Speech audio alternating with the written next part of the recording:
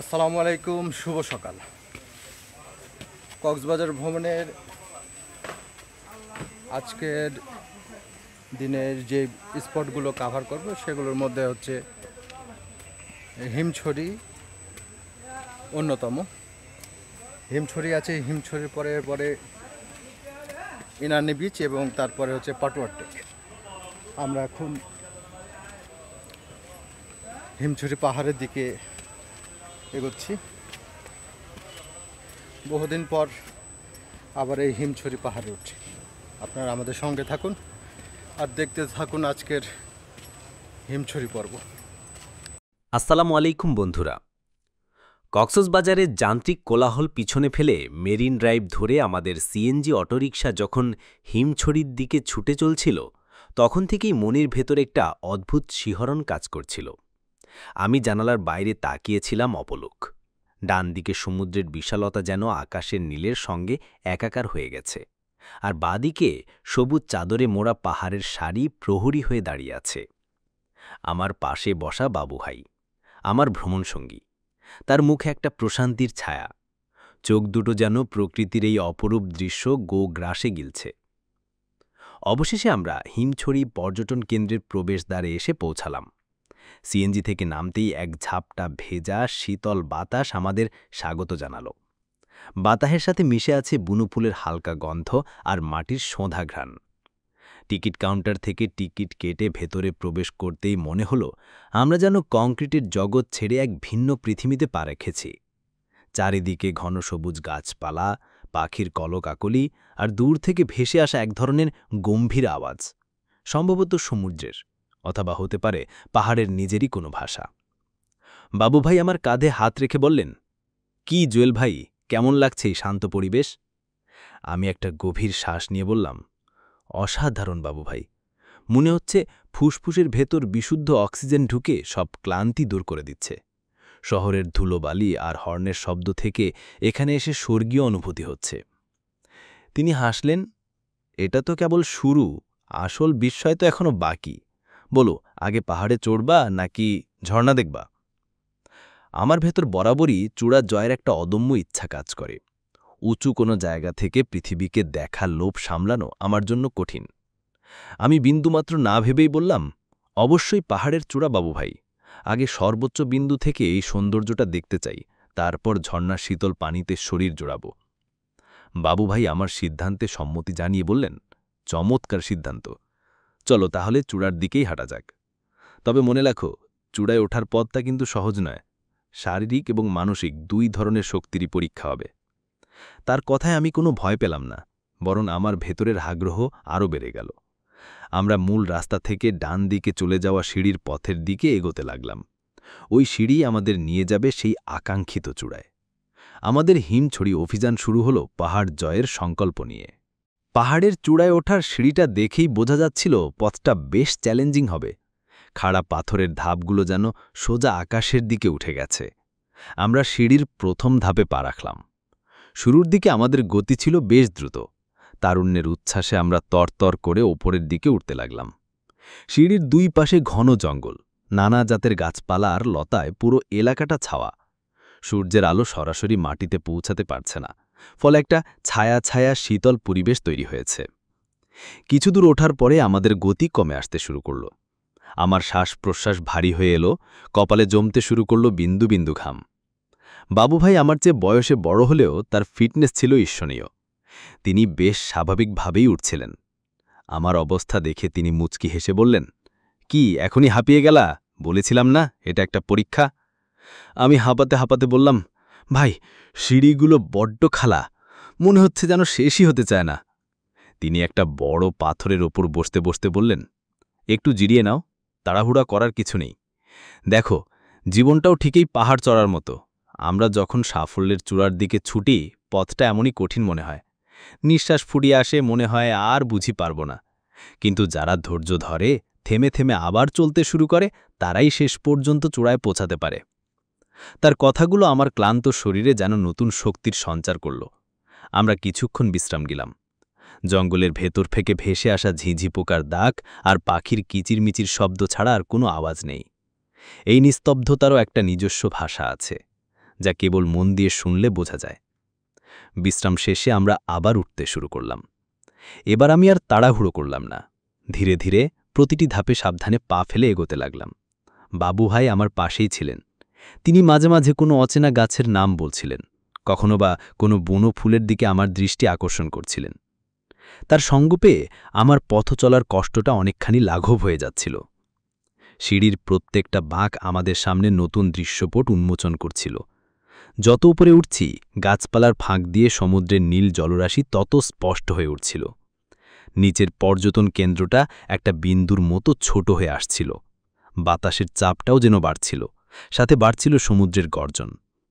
একটা বাঘ ঘুরতেই আমরা একদল তরুণ তরুণীকে দেখলাম, যারা আমাদের মতোই চূড়ার দিকে যাচ্ছিল। তাদের কলরবে নিস্তব্ধ বনভূমি মুখর হয়ে উঠল। আমরা তাদের পথ ছেড়ে দিয়ে একটা পাশে দাঁড়ালাম। তাদের চোখে মুখেও ছিল ক্লান্তি আর উত্তেজনার এক মিশ্র অনুভূতি। প্রায় ৪০ মিনিটের এক কঠিন আরোহণের পর আমরা অবশেষে সিঁড়ির শেষ ধাপে এসে পৌঁছালাম। সামনে একটা রিলেটিভলি সমতল জায়গা। আমরা বুঝতে পারলাম আমরা চূড়ায় পৌঁছে গেছি।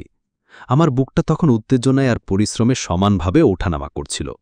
আমি শেষ ধাপটা পার হয়ে চূড়ার মাটিতে পা রাখলাম এবং সামনের দিকে তাকালাম। চূড়ায় পা রাখার পর প্রথম কয়েক মুহূর্ত আমি কোনো কথা বলতে পারছিলাম না।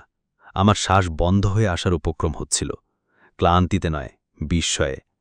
যে দৃশ্য আমার চোখের সামনে ছিল তা কোনো শিল্পীর ক্যানভাসেও পুরোপুরি ফুটিয়ে তোলা সম্ভব নয়।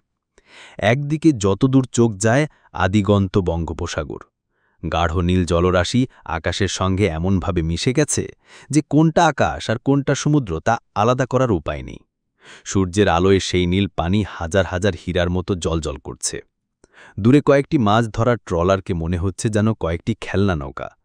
আর আমাদের ঠিক নীল দিয়ে বয়ে গেছে বিখ্যাত মেরিন ড্রাইভ রোড, একটা কালো সাপের মতো একে বেঁকে চলে গেছে দিগন্তের দিকে। গাড়িগুলোকে মনে হচ্ছে যেন ছোট ছোট দেশলাইয়ের বাক্স। আর অন্যদিকে শুধু সবুজ আর সবুজ। ঢেউ খেলানো পাহাড়ের সারি একের পর এক মাথা উঁচু করে দাঁড়িয়ে আছে। কোনো পাহাড়ের চূড়া মেঘের হালকা চাদরে ঢাকা, কোনোটা আবার গাঢ় সবুজে আচ্ছাদিত। এই সবুজ আর নীলের এমন অপূর্ব মিলন আমি আমার জীবনে আর কোনোদিন দেখিনি। সমুদ্রের নোনা বাতাস পূর্ণ শক্তিতে আমাদের শরীরে এসে আঘাত করছিল, আর নিমিষেই আমাদের সমস্ত ক্লান্তি ধুয়ে মুছে নিয়ে যাচ্ছিল। বাবুভাই আমার পাশে এসে দাঁড়ালেন। তার মুখেও ছিল এক অপার্থিব প্রশান্তি। তিনি ফিসফিস করে বললেন, কেমন লাগছে জুয়েল? বলেছিলাম না কষ্টটা সার্থক হবে।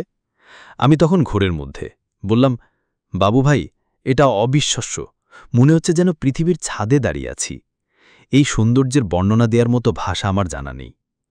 তিনি বললেন, কিছু সৌন্দর্য ভাষায় প্রকাশ করার জন্য নয়, শুধু অনুভব করার জন্য। দেখো, আমরা মানুষ কত ক্ষুদ্র এই প্রকৃতির বিশালতার কাছে। আমাদের এত অহংকার, এত দৌড়ঝাঁপ, সবকিছু এখানে এসে কেমন অর্থহীন মনে হচ্ছে না? আমরা একটা বড় পাথরের উপর গিয়ে বসলাম, কথা না বলে শুধু বসে রইলাম। সময় যেন এখানে থমকে গেছে। মনে হচ্ছিল অনন্তকাল ধরে এখানে বসে থাকলেও ক্লান্তি আসবে না। আমি চোখ বন্ধ করে বাতাসের শব্দ শোনার চেষ্টা করলাম। বাতাসের শো শো শব্দের মধ্যে আমি যেন শুনতে পাচ্ছিলাম হাজার বছর পুরনো কোনো গল্প, পাহাড় আর সমুদ্রের প্রেম আর বিরহের গল্প।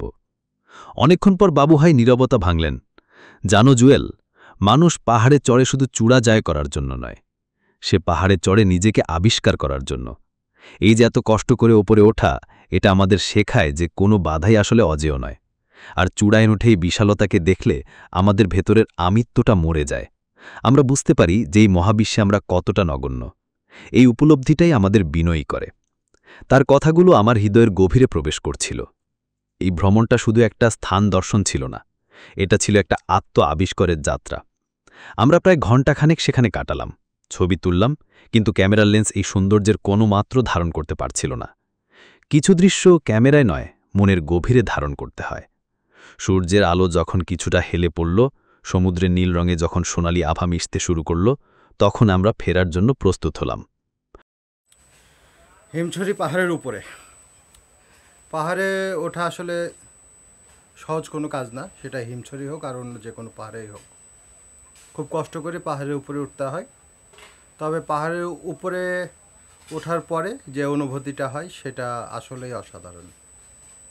যদিও বারবার এই পাহাড়ে উঠেছি, এই পাহাড়টাকে দেখেছি এবং এই পাহাড় থেকে সমুদ্র, মেরিন ড্রাইভ রোড সব দেখেছি, কিন্তু তারপরেও পাহাড়ে ওঠার পরে যে অনুভূতি সেটা আসলেই অসাধারণ। মন না চাইলেও আমাদের ফিরতে হবে। চূড়া থেকে নামার পথটা তুলনামূলকভাবে সহজ ছিল, শরীরের উপর চাপ কম পড়ছিল, কিন্তু আমাদের মন তখন চূড়ার সে অপার্থিব দৃশ্যে আচ্ছন্ন হয়েছিল। আমরা খুব সাবধানে একে অপরকে সাহায্য করতে করতে নামছিলাম। মনের ভেতর বারবার ভেসে উঠছিল সেই দিগন্ত বিস্তৃত নীল আর সবুজের অপূর্ব মিতালি। নিচে নামতে নামতে বাবুভাই বললেন, চূড়ার এক্সপিরিয়েন্সটা কেমন ছিল বলো? আমি এক কথায় বলতে গেলে জীবন বদলে দেওয়ার মতো। এখন ঝর্ণার দিকে যাওয়ার জন্য আরও বেশি করে মন চাইছে। চূড়ার রুক্ষতার বিশালতার পর এবার ঝর্ণার স্নিগ্ধতার কোমলতা অনুভব করতে চাই। বাবুভাই হাসলেন, ঠিক বলেছ, প্রকৃতিতে সবকিছুতে একটা ভারসাম্য আছে, বিশালতার পাশেই সে স্নিগ্ধতাকে স্থান দিয়েছে। সিঁড়ি বেয়ে নিচে নামার পর আমরা কিছুটা সতেজ হওয়ার জন্য একটা টং দোকান থেকে কচি ডাব কিনে খেলাম। নোনা বাতাসে ঘেমে যাওয়ার শরীরে মিষ্টি ডাবের পানি যেন অমৃতের মতো লাগল। ডাব খেতে খেতে আমাদের পরবর্তী গন্তব্য অর্থাৎ হিমছড়ি ঝর্ণার দিকে হাঁটতে লাগলাম। ঝর্ণার পথটা পাহাড়ের চূড়ায় ওঠার মতো অতটা খাড়া নয়, বরং একটা সুন্দর পাথর বিছানো পথ জঙ্গলের ভেতর দিয়ে চলে গেছে। যত এগোচ্ছি পানি পড়ার শব্দ তত স্পষ্ট হচ্ছে, বাতাসের আর্দ্রতাও বেড়ে যাচ্ছে। আমাদের চারপাশে গাছপালা আরও ঘন হয়ে উঠেছে, পরিবেশটা আরও বেশি শীতল। কিছুদূর হাঁটার পরে আমরা ঝর্ণার প্রথম ঝলক দেখতে পেলাম। হিমছড়ি পাহাড় দেখা শেষে এখন ঝর্ণার কাছে পাহাড়টা দেখা হলো, অনেকদিন পরে ঝর্ণাটাও দেখা হলো। যদিও আর্টিফিশিয়াল একটা ঝর্ণা, তারপরেও ঝর্ণার কাছে আসলে ভালো লাগে, ঠান্ডা একটা অনুভূতি হয়। অনেকদিন পরে দেখলাম ঝর্ণাটা, ভালো লাগলো। অনেক মানুষের আগমন হয়েছে। আবার কোনো এক সময় হয়তো বা দেখা হবে। পরবর্তী গন্তব্য ইনানীপুর। আমি ঝর্ণার পাশে একটা মসৃণ পাথরের ওপর বসলাম, চোখ বন্ধ করে শুধু পানি পড়ার শব্দ শুনতে লাগলাম। সেই শব্দের মধ্যে কি যে এক মাদকতা ছিল, মনে হচ্ছিল যেন প্রকৃতির নিজস্ব কোনো সঙ্গীত শুনছি। কিছুক্ষণ পর বাবুভাই আমার পাশে এসে বসলেন। দেখলা, প্রকৃতি কত বিচিত্র। ওই চূড়ায় দাঁড়িয়ে মনে হচ্ছিল আমরা কতটা শক্তিশালী, কতটা জয়ী, আর এখানে এই ঝর্ণার পাশে বসে মনে হচ্ছে আমরা কতটা সমর্পিত, কতটা শান্ত। আমি বললাম, সত্যি ভাই, চূড়ার দৃশ্যটা ছিল চোখের জন্য ভোজ, আর এই ঝর্ণার শব্দটা যেন আত্মার জন্য শান্তি। আমরা দেখলাম কিছু পর্যটক ঝর্ণার পানিতে নেমে লাফালাফি করছে। তাদের বাঁধ ভাঙা আনন্দ দেখতেও ভালো লাগছিল। তবে আমরা সেই ভিড়ে না গিয়ে একটু দূরে বসেই ঝর্ণার সৌন্দর্য উপভোগ করলাম। আমরা কথা বলছিলাম খুব কম। হিমছড়ির চূড়া থেকে দেখা সেই দিগন্তজোড়া নীল আর ঝর্ণার সেই শীতল পবিত্র স্পর্শ, এই দুই অনুভূতি আমার হৃদয়ে এক স্থায়ী আসন গেড়ে নিয়েছে। এই ভ্রমণটা ছিল পাহাড় আর সমুদ্রের সাথে, তবে তার চেয়েও বেশি ছিল নিজের সাথে নিজের একান্তে কথা বলার একটা সুযোগ। আর এই সুযোগ করে দেওয়ার জন্য বাবু ভাইয়ের প্রতি আমার কৃতজ্ঞতার কোনো শেষ ছিল না। আজ তবে এই পর্যন্ত, আবার দেখা হবে নতুন কোনো পর্ব নিয়ে। সেই পর্যন্ত সবাই ভালো থাকবেন। ধন্যবাদ।